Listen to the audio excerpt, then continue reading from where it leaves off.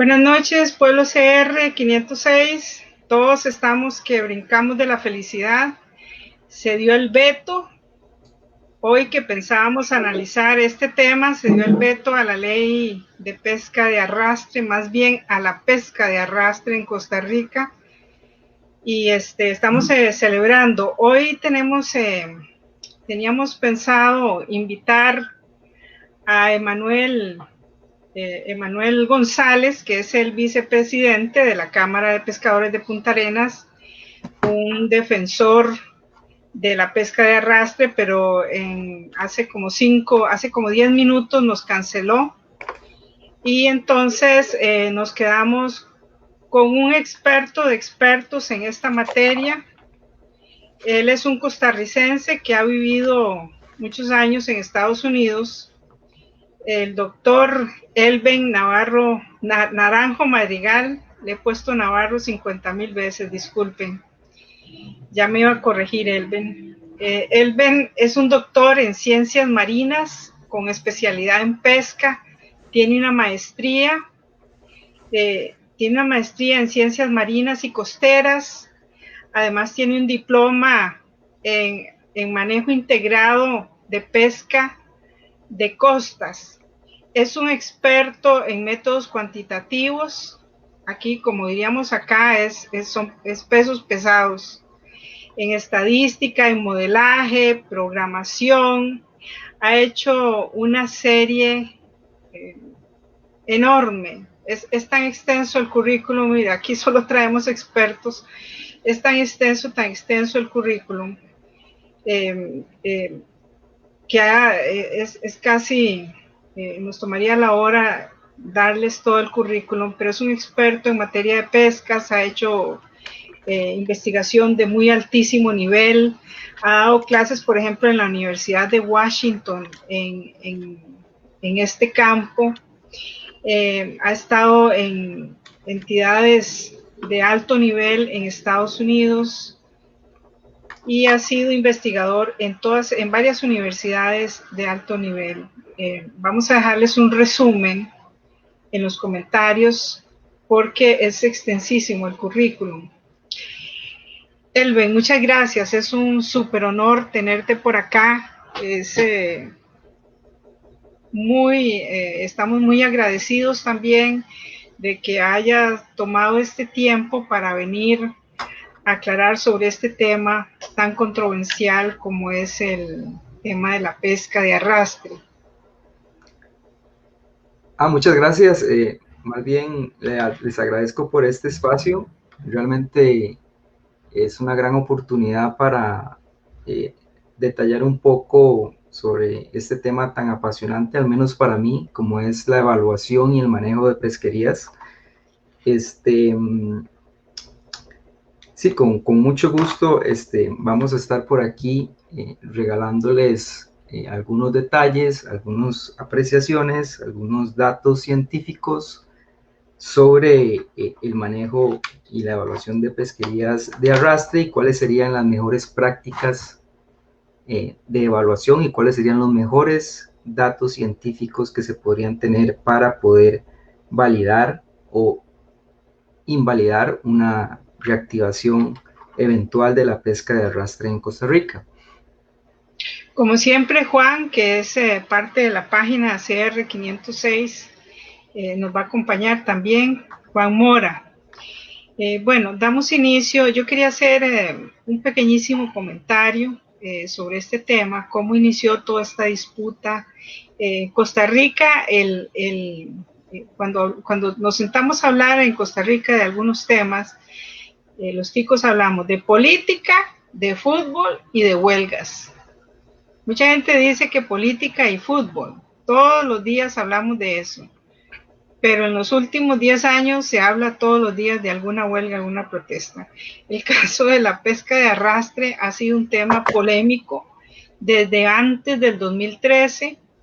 En el 2013 se dio un voto de sala cuarta a raíz de un reclamo de un pescador por el uso de estas redes tan desgastadoras del ambiente, las redes de arrastre. se dio el voto 10-540 y dijo dos cosas. La sala cuarta pidió dos cosas. Una, que la pesca de arrastre tenía que ser normada por ley, no por simples directrices de una institución de gobierno. Y otra, que debía ser adecuadamente justificada con un estudio. Obviamente, pues la sala no dijo qué estudio, se salieron con el estudio de los 30 lances, y no son lances de esos de ir a baile, son lances de red, se tira la red al agua. Salieron con un estudio así, que ahora Elben nos lo va a analizar desde un punto de vista científico, ético, y desde la práctica de la comunidad científica, ¿verdad? Con datos y la práctica, la experiencia que hay en el mundo sobre este tema. Bueno, hoy, como resultado, ya la sociedad costarricense se está volviendo a polarizar. Aquí nos polarizamos por todo últimamente, y ya había muchos enfrentamientos a raíz de este tema de la pesca de arrastre, porque se dice que por más procedimientos, por más intentos, la pesca de arrastre no deja de ser de arrastre. Bueno, Elben, una pequeña introducción. Yo quisiera mostrarles un video que hizo la Cámara de Pescadores de Punta Arenas sobre esta red que ellos hicieron. Elben, no sé, una pequeña introducción antes del video. Ok, sí, yo quisiera hacer una pequeña reseña con el fin de sacar a relucir un punto importante, y es eso que usted mencionó. Últimamente se ha dado mucho énfasis a un aspecto muy puntual en la evaluación de la pesquería de arrastre, como lo es la selectividad. Sin embargo, yo quisiera dar una reseña para que los espectadores del día de hoy tengan una visión un poco amplia y que se den cuenta que en realidad la sostenibilidad, los criterios de sostenibilidad para una pesquería de arrastre van mucho más allá del tema de la selectividad. La selectividad solamente es un punto a considerar entre muchos que nos van a permitir desde el punto de vista científico-técnico otorgarle el visto bueno a una pesquería de tanto impacto como una pesquería de arrastre, tal y como se hace en países desarrollados. Cuando dice selectividad se refiere al tipo de arte que se utiliza a la red. Exactamente, sí, exactamente. Las modificaciones que se hacen a la red para poder que la red sea selectiva, ¿no? Que deje escapar peces, fauna, cierta proporción de fauna de acompañamiento, porque la red siempre va a capturar fauna de acompañamiento. Lo que se hace es que se disminuye la incidencia sobre la fauna de acompañamiento, y la selectividad tiene que ver también con sistemas de excluidores de tortugas. También tiene que ver con el tamaño de la luz de malla de la red de arrastre, que tiene que permitir que escapar individuos juveniles o individuos que no han alcanzado la talla media de madurez sexual. Entonces, se ha enfocado el análisis en ese tema, y yo quiero hacer una reseña para que se entienda que lo que está pasando el día de hoy es simplemente una consecuencia del pésimo manejo que se ha dado no solo de la pesca de arrastre, de las pesquerías en general. Lamentablemente en el país tenemos el 80% de los stocks están sobreexplotados. Lo que está pasando el día de hoy es una parte de la fotografía. Las causas hay que rastrearlas en las series de tiempo históricas de captura y esfuerzo pesquero. Recordemos que la pesca de arrastre en Costa Rica se abrió en los años 50, sin los controles apropiados que hicieran de la actividad un medio de vida sostenible a largo plazo. Cuando dice, doctor, cuando dice Las series de tiempo, ¿a qué se refiere? Las series de tiempo serían los registros históricos en niveles de captura, de cuánto capturaban y la magnitud del esfuerzo, o sea, cuántas embarcaciones, cuántas cantidad de lances hacían por viaje de pesca. Esas serían las series temporales por año, anuales, y que se van a ir acumulando y van a ir agregándose en décadas y luego en series más largas, ¿no? A eso me refiero cuando hablo de series temporales. No, entonces, en los años 50, 6 embarcaciones inician la extracción de camarón en zonas poco profundas. Principalmente las especies objetivo eran camarón blanco, inclusive en el Golfo de Nicoya. Entre los años de 1960 y 1980 se produjo una gran modernización de la flota, aumentó la autonomía, la capacidad de bodega y el tamaño de redes. De 30 a 35 embarcaciones faenaban a mayor distancia y profundidad. La típica extracción de aprovechamiento, o más bien la típica extracción irracional, con un gran programa de incentivos de fomento y ausencia casi que completa de controles de aprovechamiento fundamentales, como las cuotas de captura, las vedas reproductivas por especie, la zonificación basada en estudios científicos de tipo de fondo, entre otras. Tal fue la... ¿A qué se refieren los incentivos? Los incentivos Exenciones de impuestos. Tienen que ver con sus subsidios, con préstamos, con tasas de interés bajas. En esa época se dio un auge, habían unos programas que creo que se llamaban CAT, ahorita no recuerdo. Los CAT, sí, Sí, claro. que Los lo que CAT. sí, que se incentivaban, Certificados de ahorro tributario.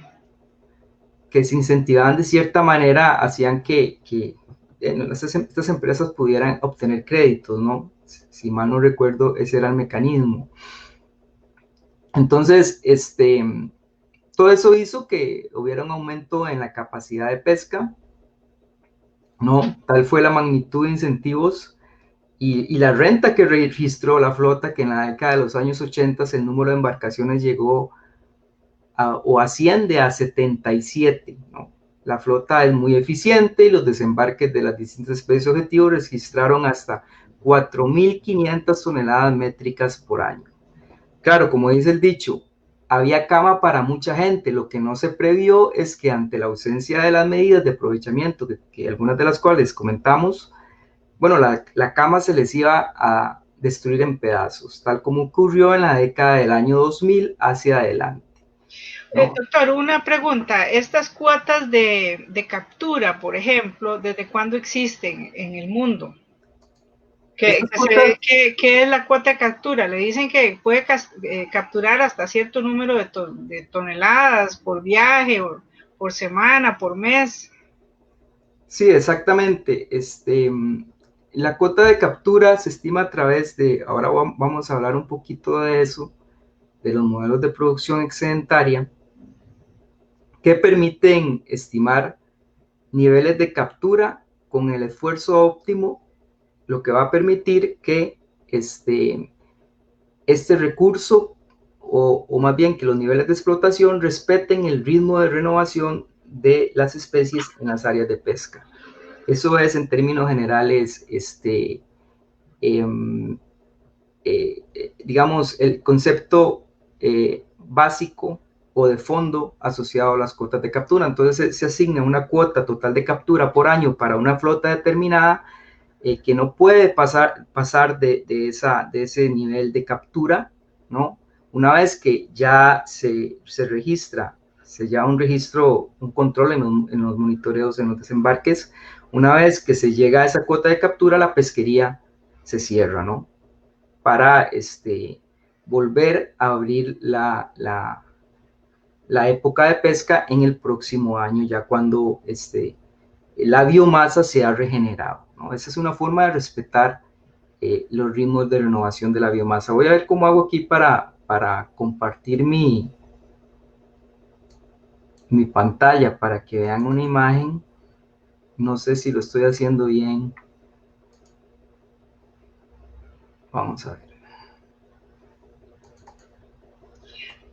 Hay que marcar el cuadrito Ok, yo creo que ya, de derecha. Ok, sí, ya se ve, sí, sí, ahí ok, está. perfecto. Entonces, aquí vemos las tendencias históricas de la composición de captura de la pesca de arrastre, ¿no?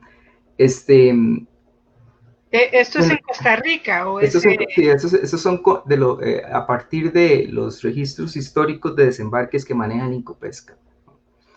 Entonces, en los años 2000 para adelante ya se aprecia que, bueno, se captura una menor composición de especies y un menor volumen de captura por especie. Esto hace que, como consecuencia, que la renta se disipe, ¿no?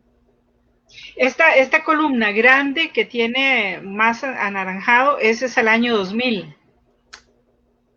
Esta columna de anaranjado significa que es camarón fidel. Y los Ah, años ok. lo tenemos en el eje X y las toneladas en el eje Y, ¿no? Ah, ok. Ajá. Ajá. ¿Cuál es el año 2000 ahí? Bueno, aquí, aquí está representado, es este que está aquí, en el año Ah, 2000, que ya las capturas han bajado considerablemente. Entonces, como dije anteriormente, se observa la disipación de la renta producto de la sobreexplotación de distintas especies de camarón, entre las cuales tenemos el camarón camello, el camarón Fidelity T, esas dos últimas son camarones de profundidad. La flosa pasa a tener, de tener de 77 barcos a 12 barcos en el 2013. Por ejemplo, en esa década sobreexplotaron las especies de langostino. Vemos aquí el langostino en el 2014. No tenemos más series, pero un estudio de la Universidad Nacional registró cómo en el transcurso de 3 años sobreexplotaron las especies de langostino. O sea, ya el langostino ya después de 3 años no aparece en el efectivo de captura en las descargas, ¿no? Esto según un estudio que pueden encontrar en la Universidad Nacional. Además, en el 2014, ya casi no se captura camarón fidel y camarón tití. Estas especies mostraron signos de explotación desde 1987. Esto se estimó a partir de modelos de producción excedentaria, que son los que se utilizan para determinar el máximo rendimiento sostenible, el cual es el Perdón, punto. Ajá. perdón que interrumpa. Elben, ¿qué es modelo de producción sedentaria? El modelo de producción excedentaria es un tipo de modelo Excedentaria. sí, que nos permite este, analizar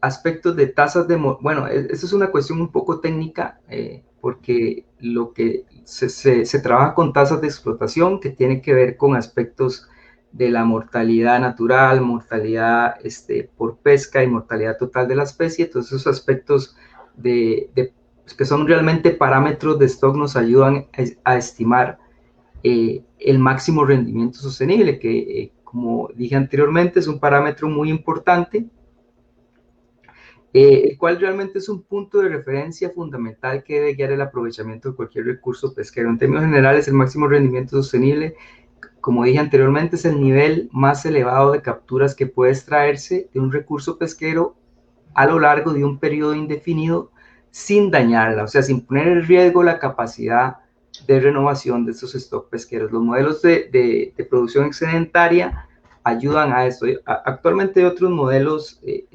estructura de edad un poco más complejos.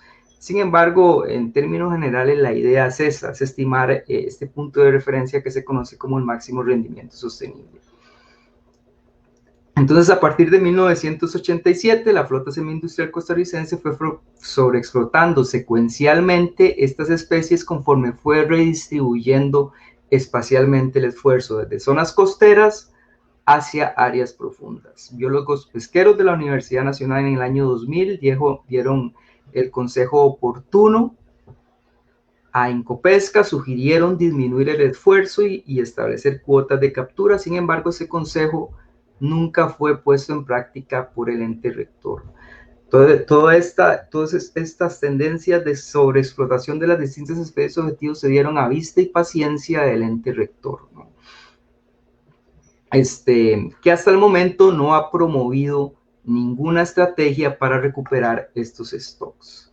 Entonces, con esta breve reseña yo quiero... Ajá. Hay estudios sobre eso, más recientes, que digan cuánto es el stock de esas especies, que se pueda estimar más o menos. Disculpe, ¿me podría repetir la pregunta? Es que se le... Hay estudios recientes para estimar el stock. Este estudio del que estamos hablando fue realizado por el profesor Palacios, quien tuve la dicha de conocerlo cuando fui estudiante en la Universidad Nacional.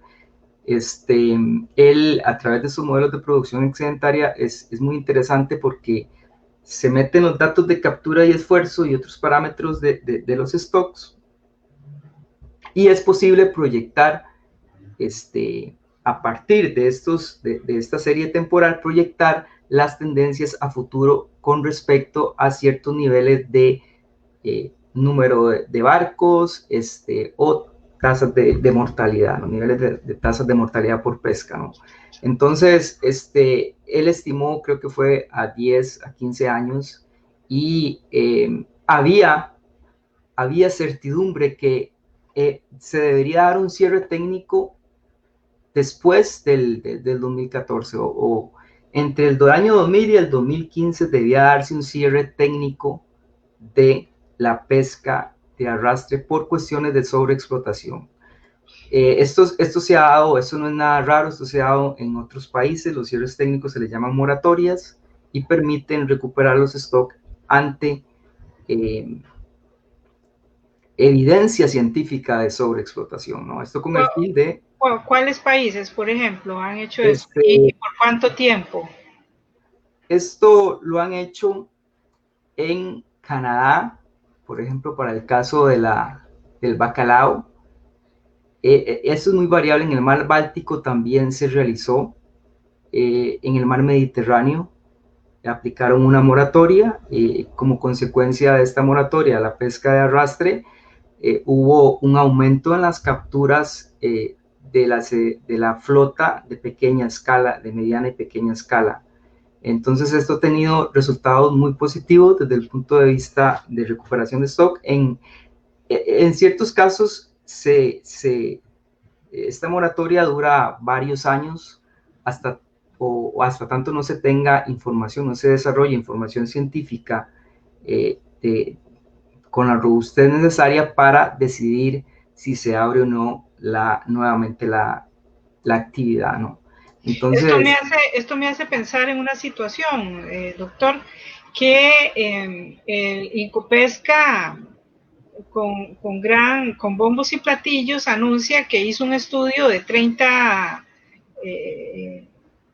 lances, bueno, que con 30 lances es suficiente por la NOAA pide 30 lances, la NOAA, voy a poner aquí que es la NOAA, pide 30 lances y ellos dicen que hicieron 132 lances y que tuvieron un rendimiento, un descarte, ¿cómo es que le llaman a esto? El uso, la disminución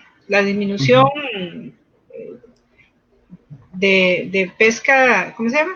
De fauna de acompañamiento. De la fauna de acompañamiento, de FACA.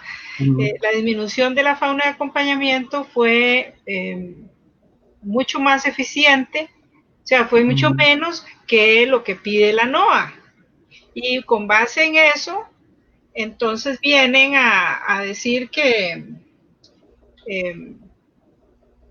con eso ya están hechos los estudios de rigor para poder promover una ley, y la ley, para los que están muy pendientes del tema la ley permitía la pesca en el tiempo en que se hace el estudio, porque la sala cuarta habló de un estudio, pero no dijo cuál estudio, porque aquí quien tiene que decirlo, supongo yo, es un cuerpo de expertos, ¿verdad? Como cuerpo, como autoridad, que es Incopesca, entonces mandó a hacer los tales lances estos, y esto lo tomó como el estudio.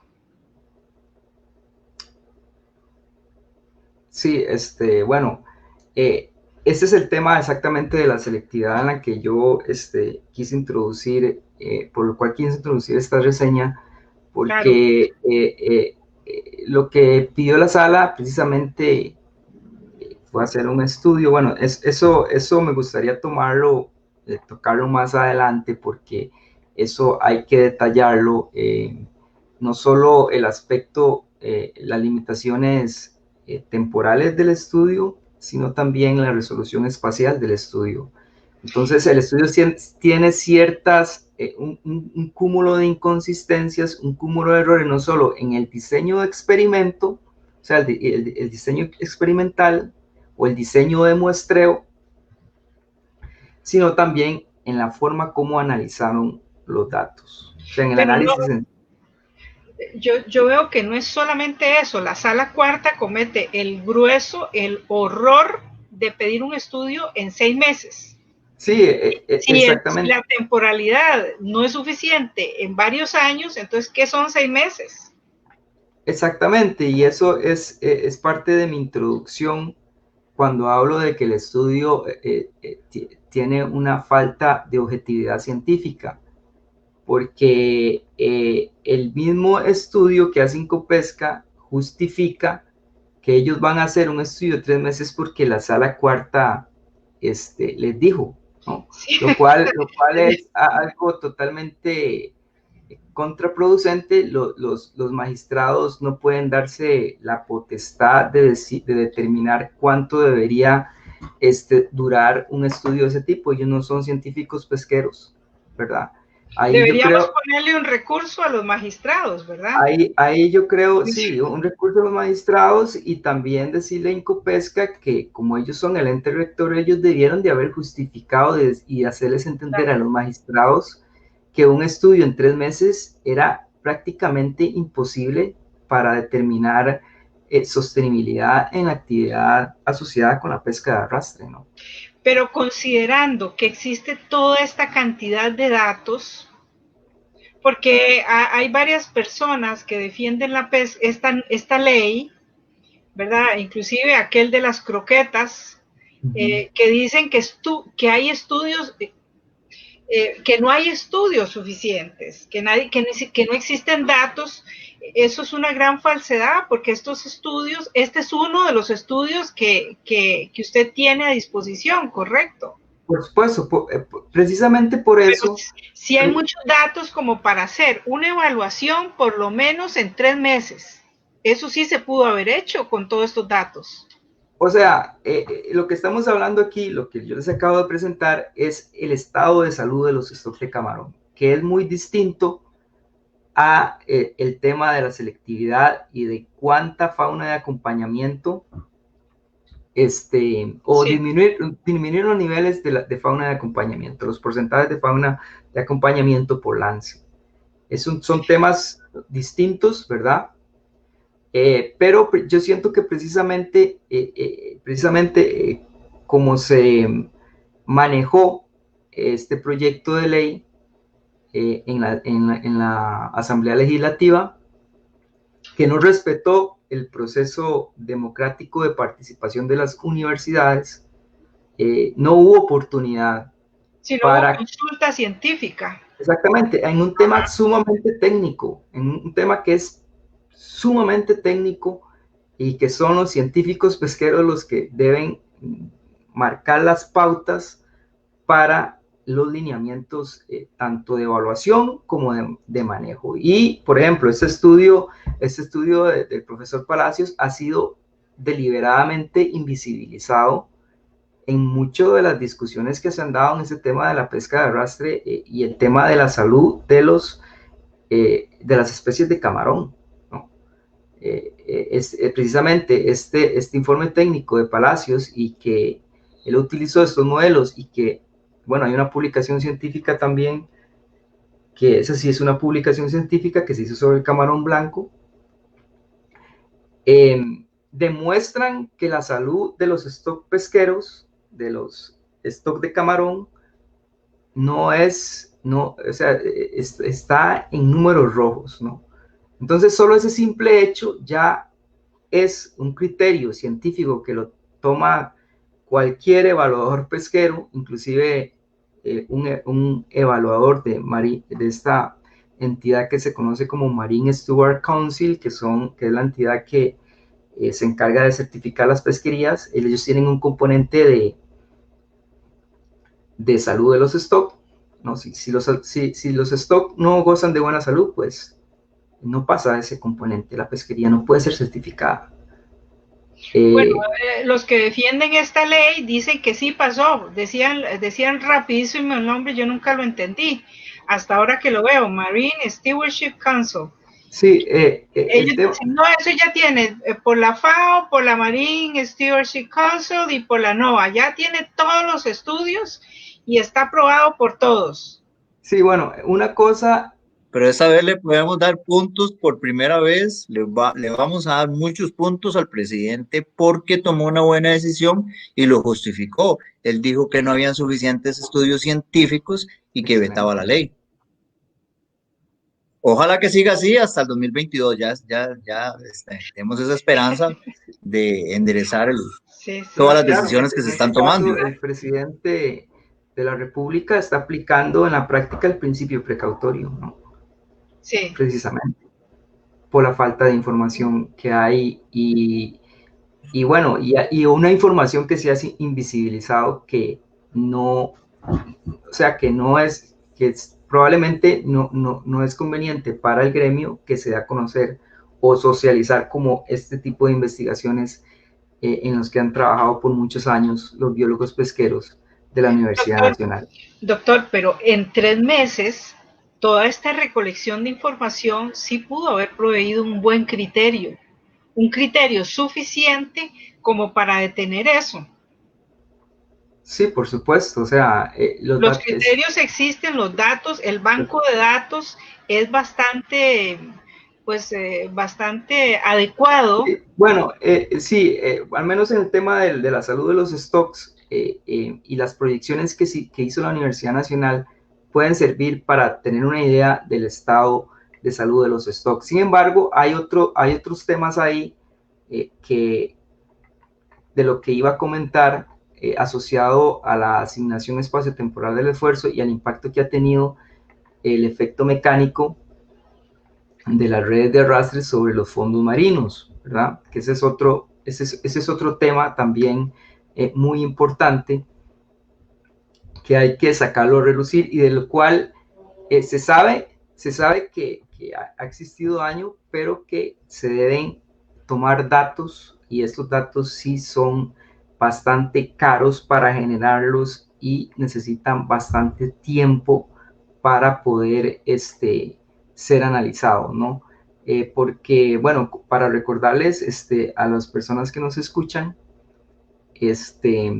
que otro aspecto fundamental en este tema es el efecto mecánico, no solo de la red, sino de estas estructuras de gran peso que abren la red, que se le conoce con el nombre de portones, que algunas pesan de 1 a 3 toneladas. Entonces, imagínense el impacto que puede tener no solo el peso de la red, de la cadena y de estos portones, y no solo de eso, cuando la red yo aquí tengo un dibujo, yo aquí tengo un dibujo de ese diseño, no sé si lo podemos ver un momentito para que la gente se vea esos portones, son estos. Exactamente, esos son los portones. Estos son los portones. Los que mantienen ¿Y esos van removiendo el fondo marino o qué es lo que hace? Abierta la boca de la red de arrastre. Esta es la boca. Esta es la boca. Y esa es la función y dar otorgar un peso para que la red de arrastre quede nivelada en su función de arrastre, ¿no? Y provocan algún tipo de erosión. Por supuesto. Ellos dicen esto no va en el aire y estas no son de estereofón. O sea, pesan de 1 a 3 toneladas. Y este impacto, tenemos que dimensionar que la pesca de arrastre tiene 6 décadas de estar arrasando continuamente los fondos marinos, alterando las comunidades y sus hábitats. Y aquí a mí me gustaría hacer un gran paréntesis, porque luego esto lo voy a lanzar con el tema de selectividad, que no todos los fondos marinos son iguales. En otras palabras, los fondos marinos son muy heterogéneos. Eso quiere decir que no todos los fondos marinos son fondos blandos donde habitan los camarones. Por lo tanto, no todos los fondos van a ser apropiados para el arrastre. Entonces es necesario determinar a través de métodos científicos, con sonares de barrido, con drones submarinos, y realizar una categorización en la configuración de los tipos de fondos de nuestro mar para restringir las faenas de pesca de arrastre a estos fondos blandos, ¿no? Drones marinos que sí o que no tenemos. Disculpa. Drones marinos que los que se dedican a esta actividad sí tienen o no tienen. En Costa Rica no tenemos esa tecnología, y de esto también querría hablar un poco más adelante. Sin embargo, quiero dejar claro que en Costa Rica se ha dado un arrastre indiscriminado por distintos tipos de fondo y algunos no aptos para el arrastre. Y una de las medidas importantes a adoptar si se quiere fomentar una pesca de arrastre semi-industrial sostenible, ¿verdad? O de menor impacto, es el manejo espaciotemporal del esfuerzo pesquero. Yo quería aclarar aquí que esas puertas de 1 a 2 toneladas, la gente que defiende la pesca de arrastre, que dice que no es de arrastre, porque la red no se arrastra, sino que tiene unas cadenas, ya no tiene aquellas ruedas que arrastran todo el fondo marino, entonces por lo tanto no arrastra. Hubo una diputada que dijo que la pesca de arrastre no es de arrastre porque no arrastra, algo así fue lo que explicó, y que por eso votó a favor. Muy penoso porque es puntarenense. Discúlpeme los criterios de subjetividad porque no se pueden dejar de lado, ¿verdad? Viniendo de una madre de la patria. Es insólito porque hay ¿cómo se llama? La Cámara de Pescadores de Punta Arenas tiene un video en que muestra, hace un modelo a escala de la red y pone unas puertecitas lo más bonitas. Por cierto, yo lo vi tan bonito que digo, mira qué lindo, sí, pero sí es inofensivo el asunto. Y lo que no dicen es que esas puertecitas son de 1 tonelada. Dice que llevan unos patincitos ahí, como los esquíes, como los carritos de esquí de la nieve, los perros, que llevan el carro, que remolcan el carro y que eso evita la erosión. Es imposible decir que una red, que una puertecita de 1 tonelada, que son, ¿cuántos son? 100 libras. 1 tonelada son 100 libras, que no 1000 kilos. Perdón, 1000 kilos, qué horror. Que no va a causar nada, que es apenas un pequeño roce. Entonces esas cadenas son pesadísimas también. Las cadenas que vimos ahí entre puerta y puerta, porque dice que ya no usan aquellas ruedas que eran fulminantes, sino que usan unas cadenitas, y parecen unas cadenitas de esas de fantasía que uno se pone aquí en el cuello, en el modelito, se viera qué bonita se ve. Entonces se ven súper livianas, hasta decorativas se ven. Dice que hacen un sonito así chiqui, que espanta al camarón y lo hace brincar, y que eso no toca ni hace absolutamente nada al fondo marino. ¿Qué hay de cierto en eso? Pues es imposible que una red de arrastre de este tipo vaya flotada sobre el fondo marino. O sea, es contradictorio, inclusive hasta decirlo, ¿no? Y a este peso de las cadenas, de los rodillos, de la misma red y de los portones, hay que agregarle en cierto momento del arrastre, o sea, cuando se está dando el arrastre, hay que agregarle el peso de la captura cuando ya la red se satura, ¿no? Entonces, sí, claro, lleva un montón de toneladas. Entonces, don Elben, eso va en el sentido de que los camarones no nadan, los camarones lo que hacen es caminar en el fondo marino, ¿correcto? Exacto. Ellos, sin embargo, ellos cuando sienten un golpe, el golpe de una parte de la red, van a saltar, pero van a saltar hacia el copo, o sea, hacia el fondo de la red, ahí donde se van a ir acumulando hasta saturar completamente la red de arrastre, ¿no? Entonces, yo aquí en esta diapositiva les muestro los tipos de fondo. Los fondos D, E y F son los más aptos para el arrastre. Hay fondos que no son aptos para el arrastre, que parecieran que son fondos blandos, en realidad son fondos mixtos de grava arena y que tienen una complejidad comunitaria sumamente alta, inclusive corales pétreos de profundidad. Entonces, es eso. Es necesario que se realice una planificación ecorregional, como se ha realizado, por ejemplo, en el Mar de Bering. Aquí vemos la planificación ecorregional y esto es una medida ausente en el proyecto de ley.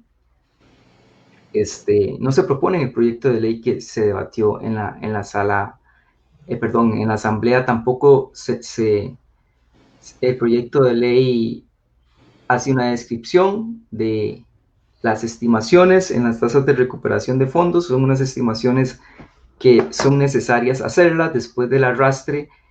Se ha demostrado que la recuperación de los tipos de fondo dura de 4 a 6 años. La recuperación de fondos que han sido muy degradados por el arrastre. Y eso, ¿existe alguna tipo de pesca artesanal de camarones? Y si existe, ¿es menos dañina o pasa lo mismo? Bueno, se ha practicado la pesca con trampas sobre camarones de profundidad, por ejemplo en Hawái y en Isla Samoa. Sin embargo, no es tan eficiente, ¿verdad?, como el arrastre. Entonces hay que tomar en cuenta una cuestión de costo-beneficio. Pero esto muy bien se puede hacer siempre y cuando se diversifiquen los medios de subsistencia de estas personas involucradas en la flota, ¿no? Tenemos recursos que no hemos, digamos, la flota nacional no ha aprovechado, como el atún o los calamares de profundidad, ¿no?, que pueden ser una alternativa. Otro tipo de medios productivos como la maricultura o la acuicultura, el cultivo de camarón, ¿no? Entonces, hay muchas alternativas. Es cuestión de tener voluntad y tener el conocimiento y que se produzcan este tipo de iniciativas, ¿no? ¿Existe algún tipo de daño en el sentido de que si se arrastra mucho camarón, si se capturan muchas toneladas, hay alguna especie que se vea en problemas, no porque se vaya arrastrado en las redes, sino porque tal vez sobreviva de comer camarones? Sí, bueno, son interacciones ecológicas, por supuesto. Los camarones son presas de muchas especies en el mar, inclusive especies de interés comercial.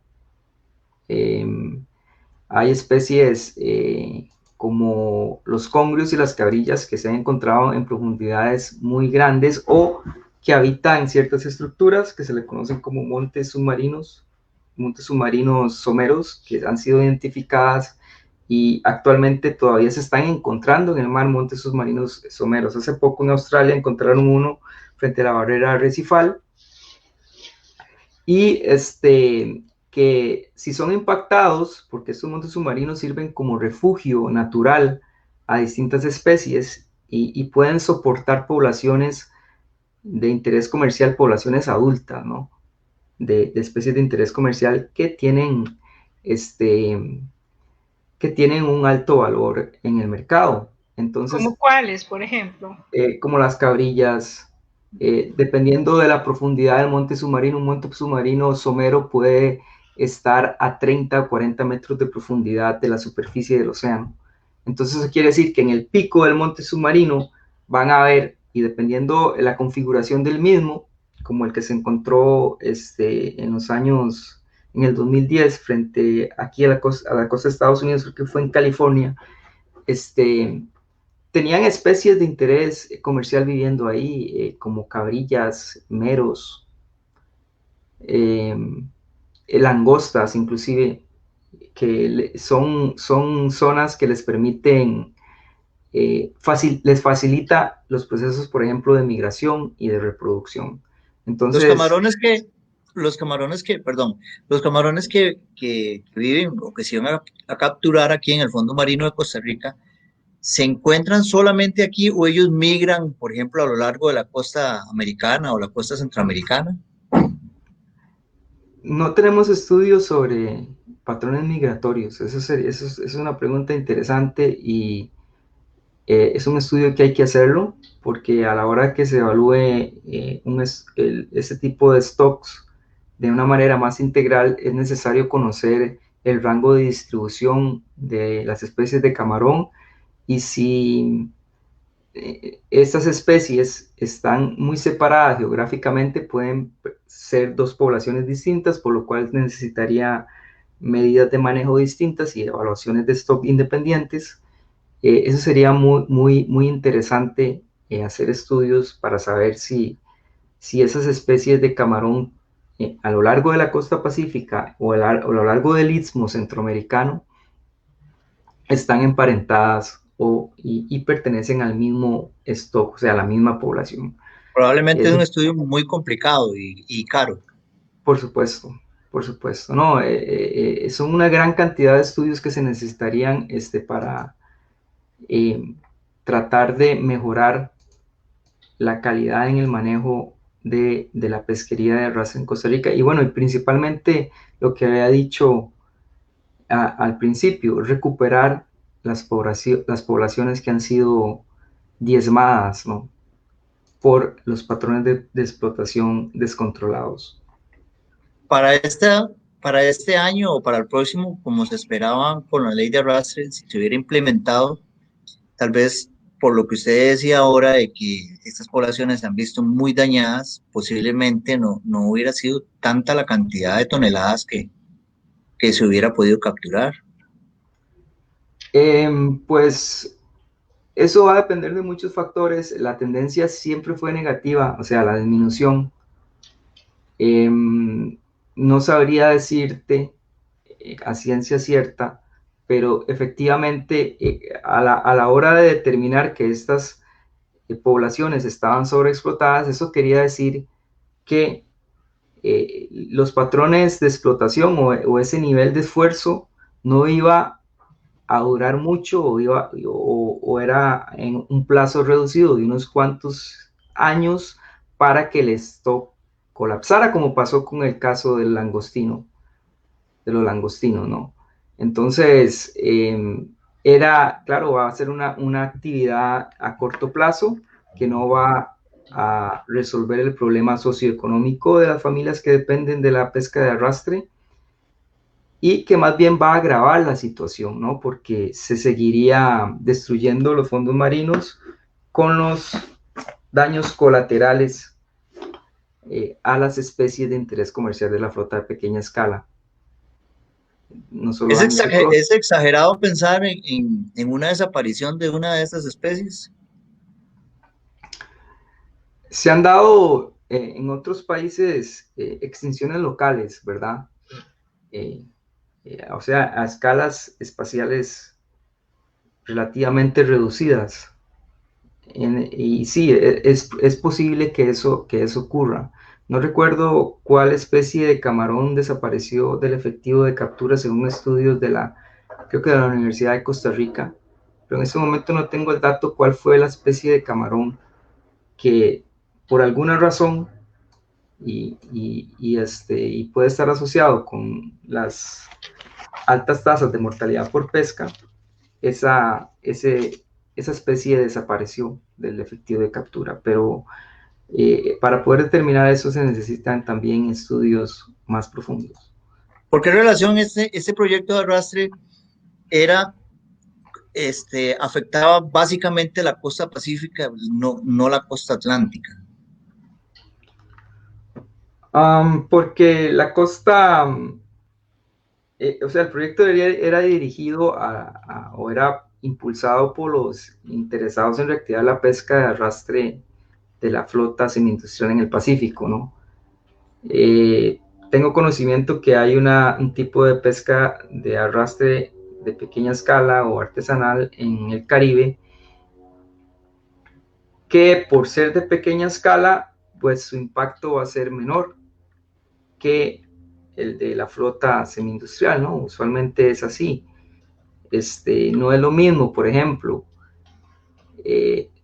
registrar pesca ilegal de embarcaciones pequeñas que pesca ilegal de embarcaciones de arrastre, por ejemplo, en áreas marinas protegidas. O sea, el daño que va a hacer la flota industrial es mucho mayor que el daño que haría la flota de pequeña escala.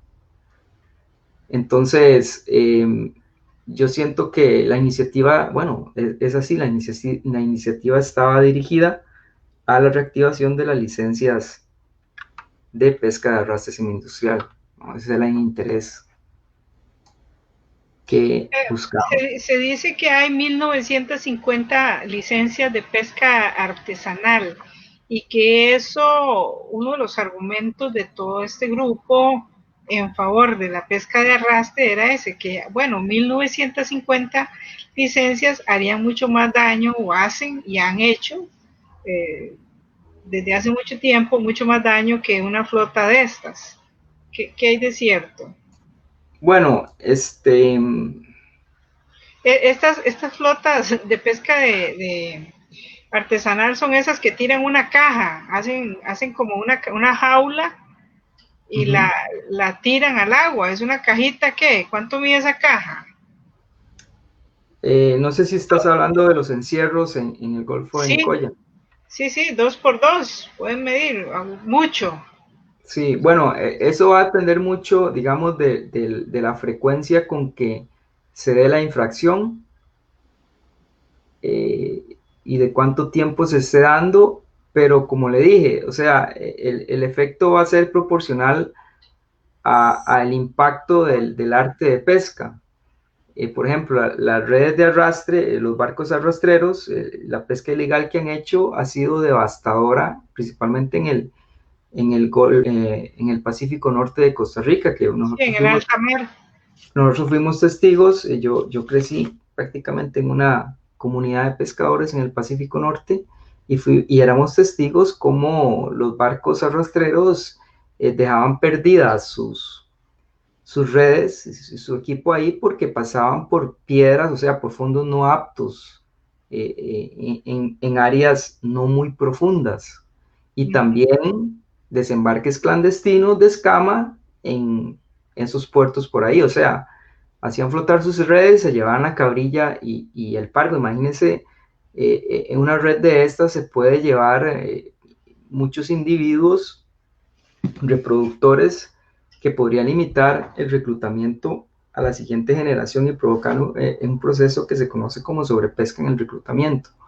Entonces, eso va a ser, o sea, para poder estimar eso hay que hacer estudios, realmente. Sí, ni siquiera se tiene una idea. Exactamente. Es totalmente subjetivo afirmar que 1950 pescadores pequeños son más dañinos que 44 barcos de pesca de arrastre. Sí, no, recordemos que la pesca de arrastre tiene 6 décadas y una vez en los años, como dije, en los años 80 hubieron 77 embarcaciones. Imagínense la magnitud del impacto que tuvo eso sobre los fondos marinos. El camarón cultivado es el mismo que se atrapa en la pesca de arrastre. Creo que el camarón cultivado es el blanco, ¿no? Más que todo sí, es el camarón. Sí, es el que vive en el estuario, el mayor estuario de nosotros, que es el Golfo de Nicoya. Creo que, no estoy seguro porque no trabajo mucho con el tema de acuicultura de crustáceos, pero creo que se usa mucho el camarón blanco. Sí, es el camarón blanco. Sí. Entonces, sí, eso es en ese sentido. Yo quisiera también referirme a, porque ellos han hablado mucho de un mapa de zonificación, ¿verdad? Que es este, que les muestro.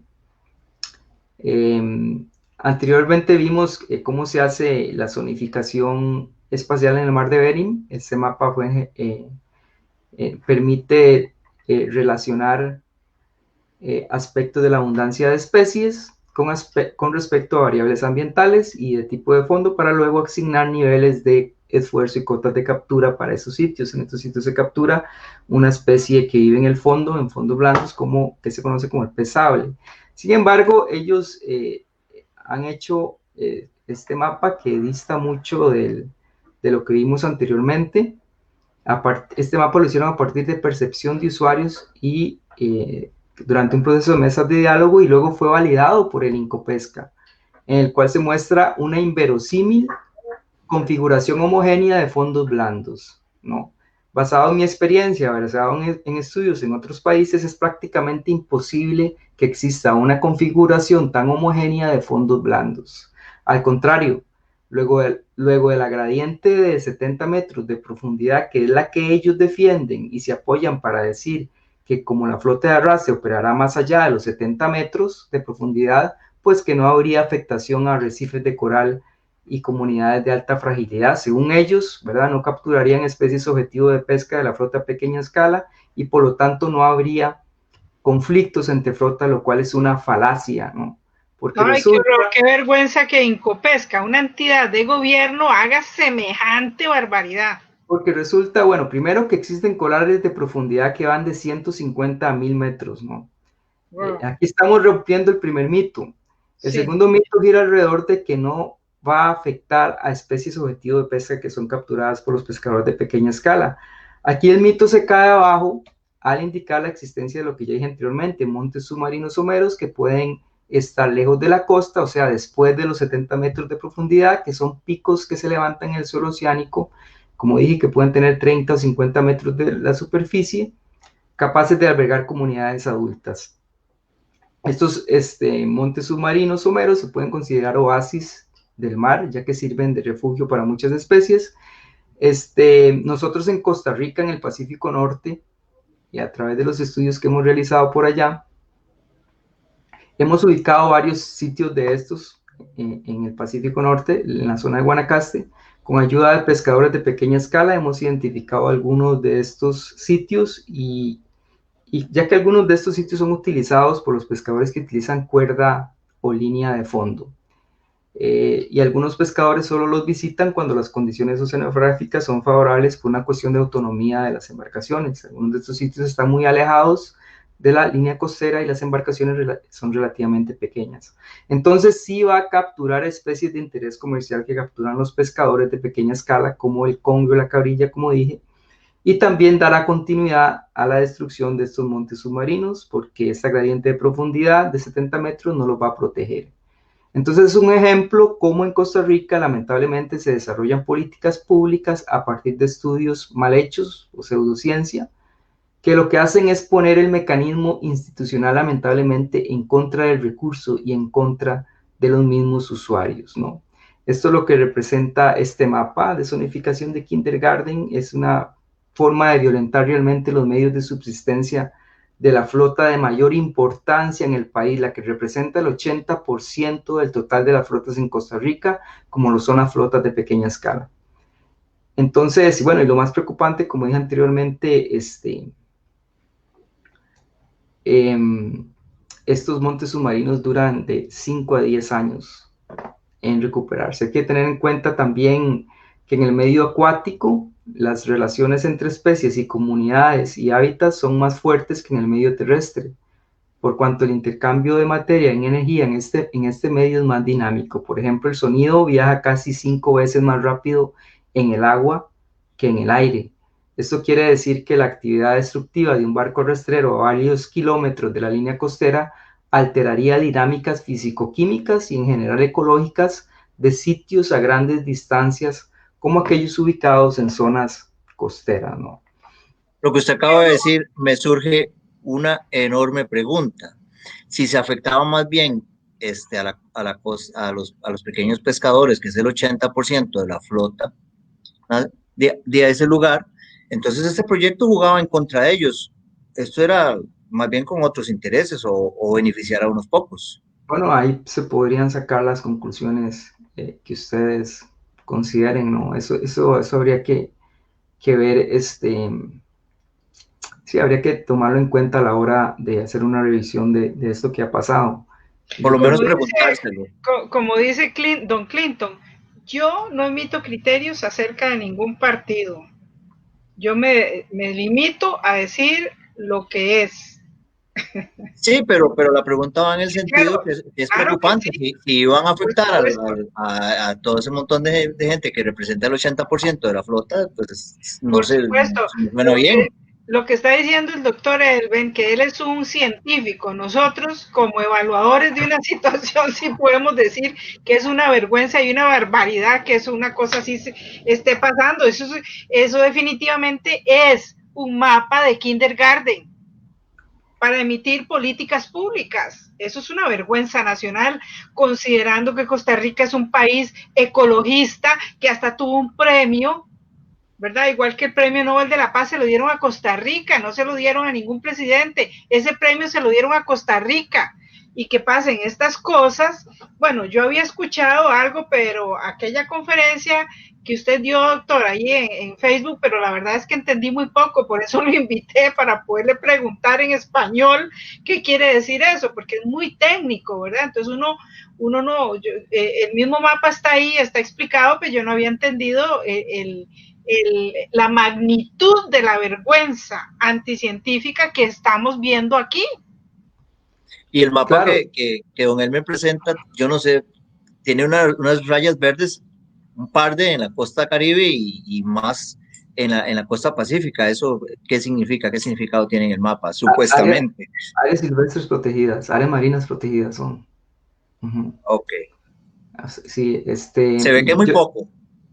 sí, es relativamente poco en comparación al territorio terrestre perdón, marino que tiene el país. Yo quisiera también hacer este contraste entre lo que se invierte en estudios, que son estudios de alto costo, y lo que se ha invertido en la reactivación. No sé si ustedes se recuerdan la campaña del proyecto anterior, Juntos por el Mar, toda esta mesa, o sea, ahí se invirtió una gran cantidad de dinero y en este proyecto también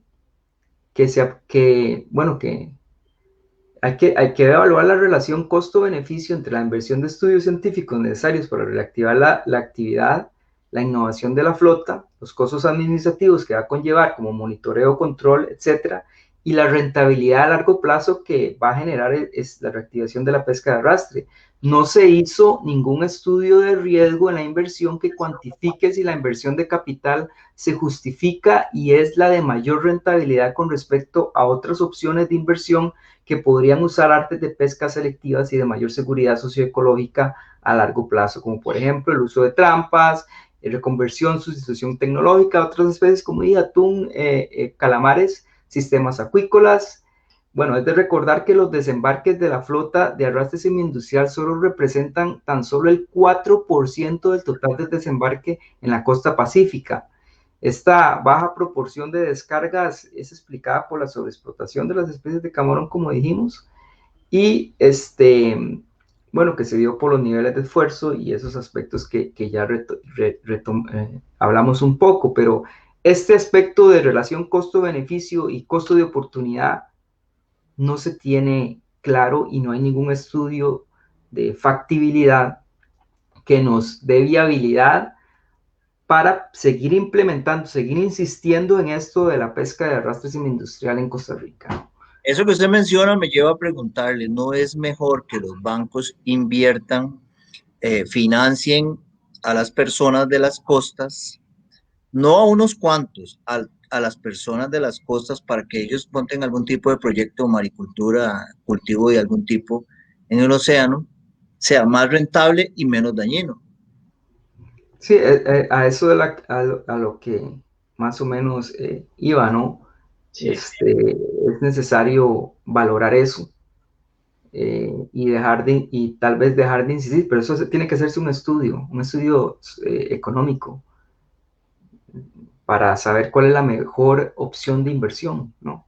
Y cuál es lo mejor para la sostenibilidad a largo plazo, los medios de subsistencia de las personas que dependen de las actividades asociadas a la costa, ya sea maricultura, acuicultura o pesca, ¿no? Aquí en el lado Pacífico, Costa Rica tiene el domo termal. ¿Qué regeneración podría, bueno, porque esto es patético, ¿verdad? La situación es patética, es horrorosa, es espeluznante. Eh, entonces me da un temor de, bueno, si hoy fueron capaces de aprobar esa ley con bases tan raquíticas, tan poco científicas, cuánto podrían hacer en el futuro. Y aquí, en medio de esa situación tan crítica, ¿qué papel podría jugar el domo termal? ¿No nos salvaría un poquito el cuello? Por no decir otra palabra. Sí, bueno, en ese caso habría que considerar, por ejemplo, la explotación del calamar de profundidad. Hay una corriente de agua fría ahí, en la cual hay una abundancia importante de calamares y que se podrían explotar, inclusive los mismos atunes, desarrollar una flota nacional de atún. Sí, en Nicaragua, ¿cuánto fue? ¿Cuánto era, Juan? 5 millones de dólares por pesca. Por un barco. Deben Claro, o ser sea, inmensos, deben ser Eso barcos es lo que inmensos. gana, eso es lo que gana, sí, probablemente, sí, bueno, ese tiene licencia. Sí, esos tienen licencia, hay un montón que no tienen también. Sí, sí, por eso, ese es el que tiene licencia. Y todos los demás, uy, sí, es claro. desastroso, es un desastre nacional esto. Eh, Doctor Elben, perdón. Ustedes tienen estudiado, aparte del camarón, ¿qué otras especies se han visto desastrosamente dañadas en los últimos años o en las últimas décadas? Bueno, eso, para eso hay que hacer estudios, ¿no? Para saber cuál ha sido el impacto real de la destrucción de fondos marinos en la biodiversidad de estos ecosistemas que algunos son muy frágiles, inclusive existen especies endémicas que son que solo existen en esas áreas, ¿no? Entonces, nosotros podemos deducir muchas cosas de estas 6 décadas de arrastre indiscriminado sobre los fondos marinos, pero hasta que no hagamos estudios y hasta que no, por ejemplo, escribamos un informe técnico con datos y los publiquemos en una revista científica, nos vamos a dar cuenta de la magnitud real que ha tenido esta flota sobre eh, los fondos marinos y principalmente por la ausencia de medidas de manejo específicas, tal y como Elben, se practican en Elben, países desarrollados. Elben, perdón, mientras seguimos hablando de esto, voy a poner el video sin volumen de la demostración de esa red. Posiblemente Claro. esos estudios no son de interés político. Bueno, es que ese es el problema, o sea, los estudios tienen que aconsejar los científicos pesqueros. Los políticos se les pueden ocurrir cualquier cosa y para ellos eso es y para eso buscan el dinero y lo hacen, ¿no? Pero eso no quiere decir que eso sea de urgencia, la urgencia real que se necesite para una determinada pesquería, ¿no? Entonces, por ejemplo, este tema de las tasas de recuperación de fondos marinos, ese es un tema fundamental que si usted oye otros debates, nadie habla sobre esto, las tasas de recuperación de fondos marinos. Y esto es crucial para poder restaurar la diversidad y la complejidad funcional y estructural de estos hábitats y que haya una biomasa disponible inclusive para eh, importantes interacciones tróficas con las especies de interés comercial, ¿no? Entonces, es eso, ¿no? O es tratar de crear un consejo científico técnico que ayude a los tomadores de decisiones a generar políticas científicamente coherentes. Esto es una malla de arrastre A escala. A escala, sí, sí, sí, esa es la puertecita de 2 toneladas. Pero dice que no, que eso se mueve como un trineo, que no hace nada de daño. Entonces, y las cadenitas suenan lo más lindo, así chiqui, chiqui, chiqui, chiqui, para llamar a los camarones que se suban. Sí, bueno, eso es, yo podría hablar un poco relacionado con el estudio que hicieron y ciertas inconsistencias que hemos encontrado en ese estudio. Sin embargo, no sé si quieren ahondar un poco en esto. Sí es importante porque hubo mucha gente. Bueno, yo francamente cuando yo vi eso tan bonito y que las cadenitas hasta suenan, hasta dudé por un momento, caramba, parece que está tan bien hecho, que es un modelo hecho en Costa Rica, inclusive tecnología costarricense, eh, hasta cierta alegría me dio de que se estuviera haciendo aquí tecnología de esta, ¿verdad? Porque uno no sabe ni pío, entonces cuando oye una explicación así tiende a volcar la opinión, ¿verdad? Entonces Ujú. sí es importante aclarar desde un punto de vista técnico, científico, ¿verdad? Porque una cosa es técnico, una cosa es de diseño de la red como tal, es como hacer un vestido, pero otra cosa es el aspecto científico de un estudio y su validez como un estudio científico. Así que sí sería importante que se aclaren esas dudas de una vez por todas y que pues que quede este testimonio y esta evaluación científica de esta situación para que la gente se informe. A nosotros nos interesa que nuestros seguidores pues tengan mucho criterio. Así que sí, claro que sí, dele, por favor.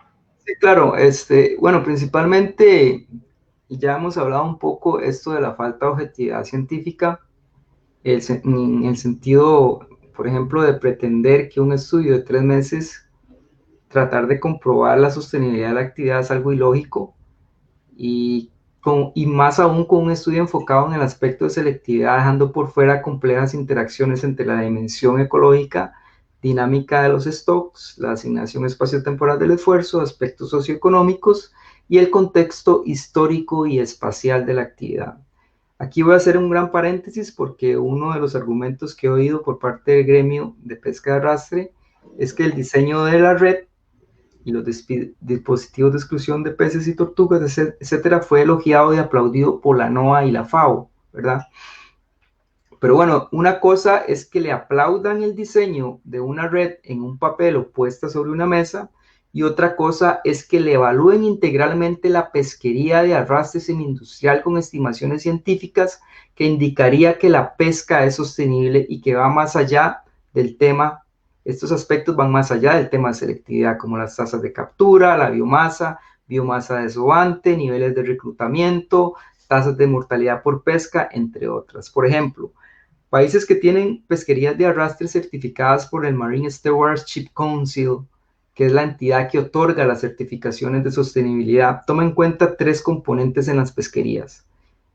Y lo sé porque, bueno, yo trabajo con colegas que hacen ese tipo de evaluaciones, inclusive me ofrecieron a mí un trabajo el próximo año, pero por razones de tiempo, no pude involucrarme. Ahorita tengo 2 proyectos, uno con la FAO y otro evaluando pesquerías aquí en Estados Unidos junto con colegas de la NOAA.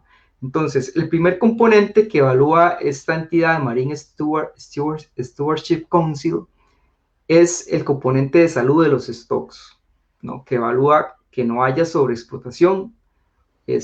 Bueno, ya sabemos que en este componente la flota semi-industrial de arrastre no pasaría, no solo porque los últimos estudios técnicos que se hicieron demostraron que había sobreexplotación, sino también que información más reciente no la hay, ¿no? El segundo componente es el de impacto ambiental, que estaría relacionado con el impacto del arte sobre hábitat y pesca incidental. La flota de arrastre semi-industrial tampoco pasaría a la evaluación de este componente porque nunca se hizo un mapeo de los tipos de fondo. El arrastre ha sido indiscriminado por todos los tipos de sustrato y además no existe hasta la fecha un estudio científico pesquero que demuestre que la reducción de fauna de acompañamiento se ha dado. Lo que hay es un estudio mal hecho por el Incopesca, de lo que ya vamos a hablar, que realmente no sirve, es un estudio que lastima el dinero que invirtieron ahí, y como ya lo vamos a ir detallando. El otro componente que evalúa el Marine Stewardship Council es el componente de manejo y gobernanza, que considerando el grado de polarización que existe en el país con este tema de pesca de arrastre, y en general el grado de sobreexplotación de los recursos del país, y que bueno, ya tenemos la posición de muchos de los colegios profesionales, colegio de biólogos, colegio de veterinarios, colegio de agrónomos, en contra del proyecto, ONGs, sociedad civil, la misma comunidad científica, la misma academia en contra de este proyecto, algo que, por ejemplo, aquí eso no pasa, ¿no? Entonces, el tema de gobernanza tampoco lo pasaría esta pesquería de arrastre semi-industrial. Entonces, esta falta de objetividad se ve reflejada en la forma en que Incopesca reacciona ante el pronunciamiento de la Sala Cuarta, ¿no? Eso ya lo habíamos dicho. La misma Sala Cuarta está poniendo un límite a la Incopesca para realizar los estudios, algo que es ilógico, ¿no? Yo creo que les dieron 6 meses. Entonces aquí hay dos incongruencias. La primera, cómo es que los magistrados, como dijimos, se atribuyen a sí mismos potestades científico-técnicas. Y la segunda incoherencia, bueno, es que la Incopesca no nos replanteó esa propuesta. Aquí es donde uno se pregunta, bueno, ¿con qué objetividad científica se está abordando el Incopesca la crisis de las pesquerías? Entonces, esto confirma la necesidad de reestructurar esta institución, y esto está reflejado en este informe científico sobre FACA que publicó Incopesca, creo que fue el año pasado, y en los primeros párrafos da a entender eso, da a entender al lector que el estudio nace como una reacción al voto constitucional, lo cual se aleja de la objetividad que debe prevalecer en una investigación científica, ¿no? Algunas inconsistencias desde el punto de vista científico-técnico. El estudio presenta aspectos preocupantes que vamos a discutir, como es el corto plazo de la investigación y la restringida resolución espacial. Se debe recalcar que el estudio de Incopesca fue de carácter experimental. El experimento comprendió la utilización de una red experimental con distintas modificaciones, luz de malla, aditamentos, etcétera, y una red control. Se enfocó en evaluar el desempeño de las modificaciones en la red experimental y aditamientos con respecto a la estructura de tallas en la captura de camarón, fidel y pinky, así como la composición en el volumen de la faca, ¿no? En estos estudios experimentales, los diseños de muestreo deben responder a principios básicos de diseños experimentales, como lo es la aleatorización, estas son cuestiones muy técnicas, replicación y control local. Efectuar un estudio experimental con redes de arrastre en condiciones de alta complejidad exigiría un diseño experimental preciso y que logre controlar las principales fuentes de variación del experimento. Una forma de cuantificar estas fuentes de variación inherentes a datos de la naturaleza y ganar eficiencia en la inferencia estadística, es aplicar modelos estadísticos que permitan enlazar las características técnicas de la red con aspectos biológicos como tallas y diversidad de especies, y en los cuales la estructura del modelo es determinada por los datos, lo cual permite describir aspectos sutiles y no lineales. Hace poco me pasaron un documento en este informe técnico, o en esta revisión que yo hice en el 2019 sobre este estudio, 3 meses o un mes después de que este estudio lo publicó en Incopesca, yo hice una revisión tipo revisión de revista científica. Yo también trabajo revisando artículos científicos para revistas científicas importantes, como por ejemplo Ocean and Coastal Management y otra por ahí de Springer. Entonces lo que hice fue una revisión como si fuera un artículo científico, y identifiqué estas inconsistencias. Por ejemplo, no usaron modelos lineales generalizados, son técnicas que no son muy modernas, pero son más robustas para explicar variaciones en porcentajes de FACA, y les iba a comentar que creo que ahora en la mañana me pasaron un estudio de una persona, un investigador que realizó, que tomó los datos que utilizó Incopesca para realizar este estudio. No sé cómo hizo para conseguir los datos esta persona, este investigador, y volvió a hacer el estudio, pero con un método más robusto, y encontró que sobreestima en más de 30 puntos porcentuales la reducción de la FACA para la red experimental 1. En otras palabras, es como que si no hubieran hecho ningún estudio, porque está malo. O sea, sí, el estudio está malo, totalmente, está mal hecho. Totalmente. Sí, que ese es otro de los problemas, que no se sometió a revisión. Exactamente. A revisión de pares. Exactamente. Exactamente. Y vea, yo quiero también hacer aquí un gran paréntesis, porque, bueno, uno ante este tipo de situaciones que se dan con personas profesionales en Incopesca, uno no se explica a veces, ¿verdad?, por qué trabajan o por qué dan productos, socializan productos tan de mala calidad como ¿no? Y bueno, yo conozco muchos profesionales en Incopesca, son grandes personas, pero hay un problema aquí de fondo de índole estructural en Costa Rica que me gustaría sacar a relucir en este momento. Y yo hice un análisis hace como 3 años sobre el nivel de rezago del desarrollo de la ciencia pesquera en Costa Rica, y me llevé, bueno, el primer dato, la primera cuestión que es muy chocante, es que no existen carreras en ciencias pesqueras en las universidades locales. No existen carreras en biología pesquera, no existen carreras en economía pesquera, no existen carreras en análisis de flotas pesqueras, no existen carreras en ciencia del manejo pesquero, no existe ni tan siquiera una ingeniería pesquera en el INA, ¿no? Esto lo dije en otro video que trato el tema de, el título de esa otra presentación se llama Desmitificando la pesca responsable en Costa Rica. Esto también lo comenté. Entonces, es un problema académico que luego migra al campo profesional, ¿no? Porque se contratan biólogos marinos para evaluar pesquerías, y realmente el quehacer de los biólogos marinos es encomiable y tienen toda mi admiración, porque están tratando de resolver un problema para el cual no fueron capacitados, ¿no? Por ejemplo, un biólogo marino no nos va a construir un modelo operativo del stock. El modelo operativo es un modelo matemático que nos va a permitir tener una representación de la productividad de ese stock en términos de reclutamiento, crecimiento, biomasa desovante, entre otros aspectos. Este modelo operativo se utiliza para luego integrar otras variables de la dimensión humana de la pesca, como esfuerzo, asignación espacio-temporal del esfuerzo, para poder, digamos, implementar procedimientos de manejo, para conocer cuáles procedimientos de manejo van a ser más efectivos. Es una forma de evaluar las estrategias de manejo.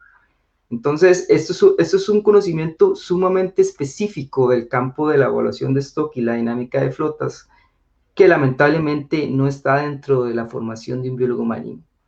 Entonces, aquí yo lo que puedo decir, lo que deduzco al ver ese tipo de estudios, es precisamente eso, ¿no? Poner a un biólogo marino a hacer una evaluación de stock o un estudio de dinámica de flotas es como poner a un pediatra a hacer una cirugía a corazón abierto. No es la competencia idónea para él, ¿no? Entonces, aquí tenemos un problema estructural que también se conjuga con aspectos relacionados con limitaciones institucionales, ¿no? Y que necesidades de reestructuración del ente rector de la pesca. Entonces, yo quería hacer ese paréntesis, porque esto hay que tenerlo en cuenta a la hora de evaluar ese tipo de documentos. y hay que ser muy honesto porque si esta es la realidad, entonces hay que ver qué se hace para solventar esta problemática. Sí, así Hay que... Uno de los comentarios, Elven, que se hace es que hay una sobreexplotación por falta de planificación, por falta de estudios de todo esto, lo que es el sector pesquero informal, o sea, los que no tienen licencia, y los que tienen licencia inclusive, porque no hay método de control, no hay un ente rector que no tiene capacidad de supervisar, de fiscalizar absolutamente nada, excepto recolectar datos y cobrar licencias. Muy poco, y no por culpa de ellos, sino porque estamos en un país muy pequeño que realmente tiene pocos recursos, pero este argumento se ha usado falazmente para justificar el poco daño que podría haber hecho la pesca de arrastre, porque se ponen las sumas, los números, igual falazmente, ¿verdad? Como se ha hecho todo, se pone el número de 1950 al lado de 40 licencias, entonces se dice, por lo tanto, 40 licencias va a ocasionar mucho menos daño y más rendimiento, va a pescar mucho más y va a generar mucho más empleo que 1900 licencias. Esto es una falacia muy grande, aunque la hacen sonar bastante fuerte y en favor de la pesca de arrastre, pero lo único que viene a decir esta explicación es que todo el sector es un caos. Y efectivamente es un caos. Y por ser un caos, precisamente por ser un caos, no se puede introducir más caos a una situación ya desmedidamente sin planificación, desmedidamente destrozada. Ya no se debe introducir más caos, en vez de justificar que por eso cabe un poquitito de 40 y algo de licencias, que podrían ser o 70, es un número muy pequeñito en relación con 1950. Esas son de las falacias que se están usando en esta situación, ¿verdad? Claro, no, por supuesto, aquí por ejemplo, en países que tienen buenas prácticas en el manejo pesquero, el número de licencias está en función de la magnitud del esfuerzo que puede soportar los stocks. El esfuerzo es la cantidad de producto que se puede atrapar, ¿es así? No, el esfuerzo es la cantidad de, vamos a ver cómo le explico esfuerzo en otra palabra, la cantidad de horas pesca, la cantidad de lances, la cantidad de anzuelos, la cantidad de embarcaciones que usted está utilizando para sacar una determinada cantidad de producto, ¿no? O sea, para capturar una cantidad de producto que le sea rentable a esa flota. Y esto se estima a través de criterios científicos, tengo estimaciones científico-pesqueras, eso no puede hacerse a través de ocurrencias políticas. Absolutamente. ¿No? Menos inspiración cósmica. Probablemente estaban por Marte con algún puro extraño ahí. Bueno, Elven, yo quería pedirte, bueno, tenemos ya hora y media, es una exposición extremadamente rica. No hemos tenido preguntas de los seguidores que están escuchando, porque realmente pues es un tema muy, pero muy técnico, bastante profundo. Les dejé en los comentarios las publicaciones, los links, porque es una literatura sumamente rica y complementaria de todo lo que hemos dicho. También ahí en una de esas está la página de Elven. Estoy segura que si hay alguna duda directa, que no me la pregunten a mí porque yo no voy a saber ni qué decir. Se lo preguntan a Elven. Claro, con mucho gusto las evacuamos. Claro, que me escriban, conversamos. Elven, una observación última, consejos al presidente. Yo siempre le pido a los expositores acá un consejo al presidente porque estamos en una situación crítica, una situación convulsa. una confusión nacional por necesidad, por desesperación, por toda clase de situaciones que se han venido con la pandemia, más toda la crisis fiscal y todas estas divisiones que generan este tipo de discusiones, ¿verdad? Porque evidentemente los ticos somos muy, muy expresivos. Y bueno, no sé, un cierre, un comentario. No sé si Juan tenía alguna otra pregunta que me estoy adelantando. No, no, está bien, perfectamente bien explicado. No, bueno, simplemente quisiera decirle a los oyentes y a los interesados, inclusive al presidente, ojalá que nos esté viendo, que ojalá que lo que ha sucedido en este tema, y bueno, esto no ha terminado, ¿no? Se tome,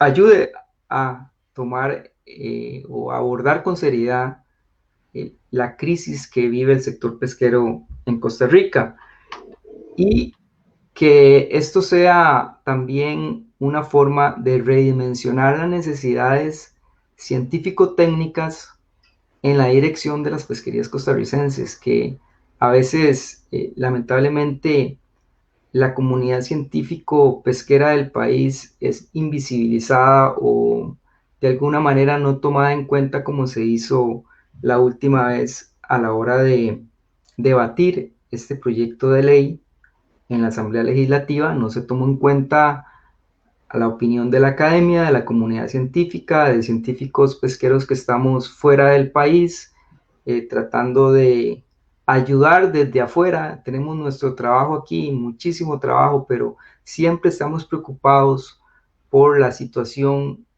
crítica que viven las familias que dependen de los recursos pesqueros en Costa Rica.